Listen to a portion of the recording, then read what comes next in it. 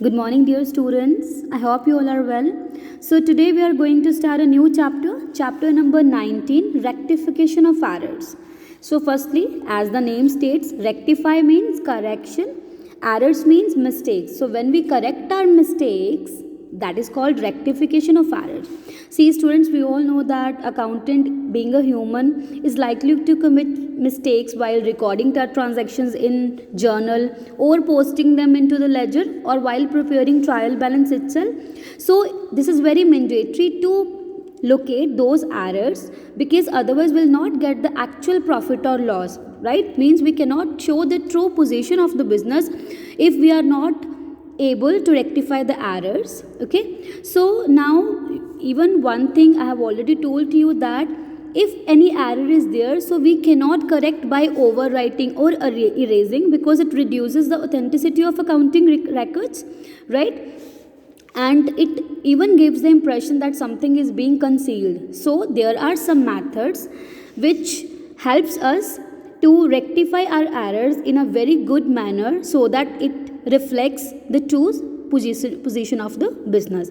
Now see, the method of rectification, lot of methods are there, but the method of rectification depends upon the stage at which the errors are rectified. So what are those stages?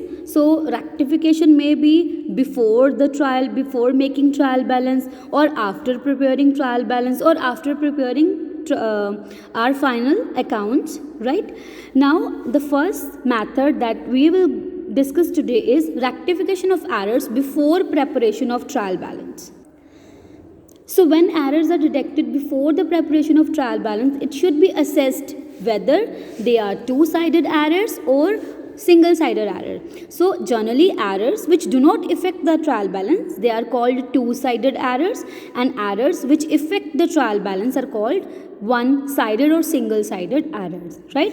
In order to rectify two-sided errors, a journal entry is to be passed, and for correcting this one-sided errors, we just have to write a statement only in order to rectify it, right? So let's see what are two-sided errors. Later on we will discuss single-sided errors. So two-sided errors are error of omission. Error of omission means we just forget to record any journal entry. If we forget to record, you know that neither it will affect the debit side nor it will affect credit side. So if no effect of it is there in any of the debit or credit side, so this error is called error of omission. The second one is error of a commission. Error of commission means a wrong amount, right, posted in any of the debit or credit. Now for example, if we have made sales of rupees 450, but by mistake we have written both on the debit and credit side 405, means we have written the wrong amount but on the both sides. So this is called two-sided error, and the error of commission. Now the error of principal. What is the error of principal? We have earlier discussed that when we purchase any fixed asset, so on that particular day, if any expense is there which is directly connected to that fixed asset, that will be the cost of that particular asset. It means when we have to pass the journal entry, what we will write? We'll write, suppose we have purchased machinery and 2000 we have spent on cartage, then we will write machinery account debit, cartage account debit to cash. Mean the total cost will be included cartage. But some people, what they do, some people debit only carriage, means they separately charge the carriage, so carriage account debit to cash, which is wrong, because the principle says that whenever any asset is to be purchased, any direct expense will be included in the cost. So if any person writes or charge that particular expense in another head, so that is called error of principle.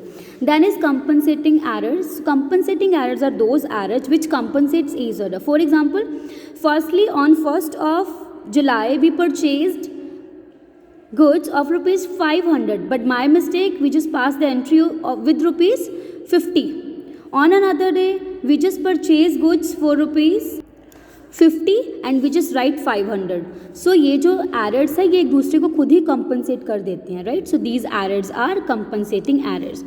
Now what are the rules of two-sided errors? See, an excess means if the account showing an excess debit balance, it should be credited in the rectifying entry. So अगर उसका balance हमने ज़्यादा debit कर दिया तो हम उसको क्या करेंगे, credit. If a short debit, if there is a short debit, it should be debited. अगर कम है बैलेंस तो उसको हम बैलेंस को ज़्यादा कर देंगे. If there is excess credit, it should be debited. If there is a short credit, it should be credited.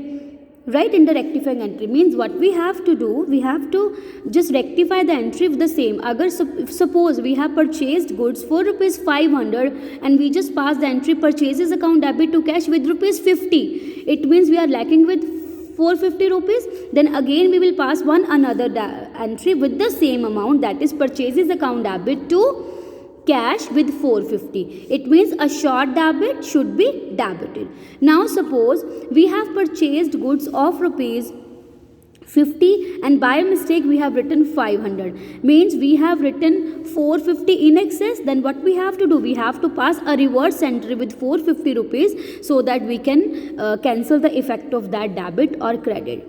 So if there is a shorter balance, then we have to pass the same entry with the balance amount in order to rectify it.